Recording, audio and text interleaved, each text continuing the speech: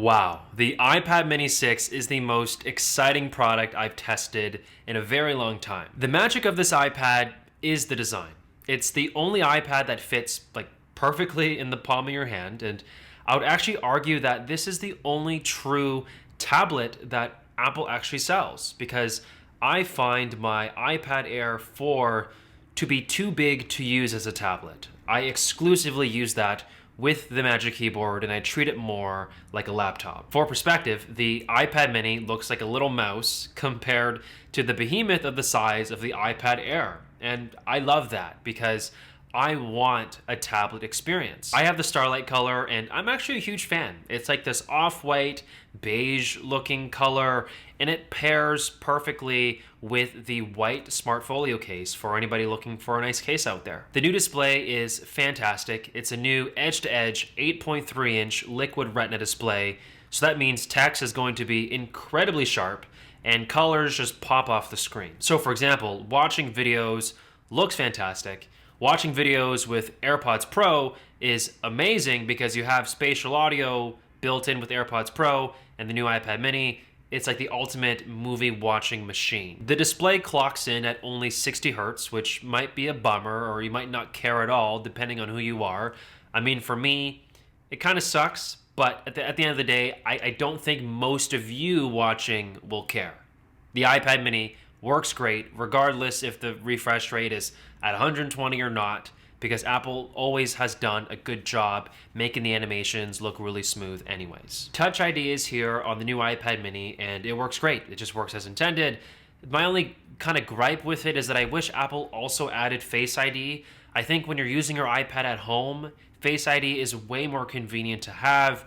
I totally get it though, when you bring your iPad mini with you outside and we're kind of living through this pandemic and having to wear a face mask all the time, Touch ID makes a lot of sense in those situations, but Face ID, I do miss it a lot on this mini. The iPad mini also now has Apple Pencil 2 support, so you can magnetically attach the Apple Pencil to the side of the iPad to charge it, as well as use it to take handwritten notes. And just like all iPads out there today, the mini is no different. It is smooth as butter to draw or write on this device. If I was my younger self right now, still in university, I would have totally loved to have had something like the iPad mini with me to take my notes. It just works really well. The new iPad mini also has Center Stage built into the front-facing camera. And if you're not familiar, Center Stage is where the camera will automatically pan and follow your face to keep you centered in the frame when you're in a video call. And for my initial testing, it works pretty well. I FaceTime a lot, and I totally see myself using my iPad mini way more for that than my iPhone 13 Pro, my MacBook, and my iPad Air. Like, the mini just does it better. There's also a 12 megapixel camera built into the back of the iPad mini, which is great for all of our iPad photographers out there. You'll never catch me wanting to use my iPad to take pictures and my life's memories, but I will say that camera will be extremely useful for scanning documents, for sure. Apple also added new stereo speakers this year on the iPad mini, and they sound great. I'm very impressed. I really can't ask for more here. As for true real-world performance, the new A15 Bionic chip is powering the iPad mini, and it's fast. I actually took the leisure to push the iPad mini to its limits and play some Apple Arcade games, and they all loaded incredibly fast, and they all looked great on the new display. I've tested multitasking, having multiple apps open, and the iPad mini never really slowed down. And I'm not surprised, because this is the exact same A15 chip that you'll find in the iPhone 13 Pro. They also included 5G this year, which is great, and I actually bought the cellular iPad mini to test this out. I need to live with this feature for a little bit, so I can't give you my definitive opinion about it, but my hunch is that the 5G connectivity in this iPad will be worth it, and it will turn this mini into like the ultimate portable tablet experience. Above all else, the most remarkable thing about the iPad mini is that you are getting the full iPadOS 15 experience in this ultra portable form factor. Like, you can multitask on the iPad mini, which was a little bizarre at first, given just how tiny it is. I think many people will look at the iPad mini and think, it's just a big iPhone, but it's really not. all of the apps take full advantage of the bigger display just as they do on the regular sized iPad Air and iPad Pro. Except the difference being is that the iPad mini is just a lot smaller. So you still get that full desktop-like app experience, but in the palm of your hand.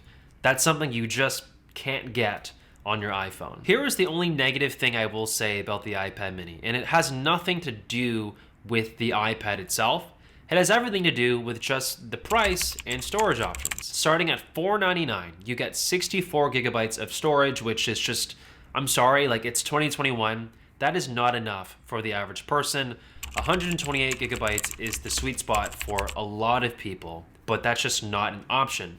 The only other option you have is to pay an extra $150 to $200 to get the 256 gigabyte model, which I think is just too much for most people looking to buy the iPad mini. Let's just put aside the storage issues for now. Is the iPad mini worth it as an experience?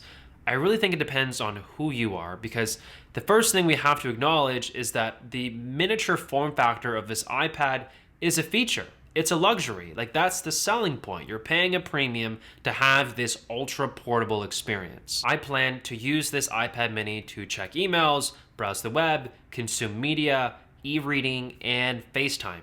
I think the mini just does those things better for me than my iPad Air. But that's just me, in my opinion. The only scenario where I would avoid using the mini at all cost is for any serious work. If I need to do something and get something done, I would rather have an iPad Air and a Magic Keyboard. That is my iPad mini 6 review. Thank you so much for watching. Make sure to drop a like and comment hashtag iPad mini 6 if you finished the video, and subscribe if you're brand new to my channel. But I'll catch all of you guys in the next video. Peace.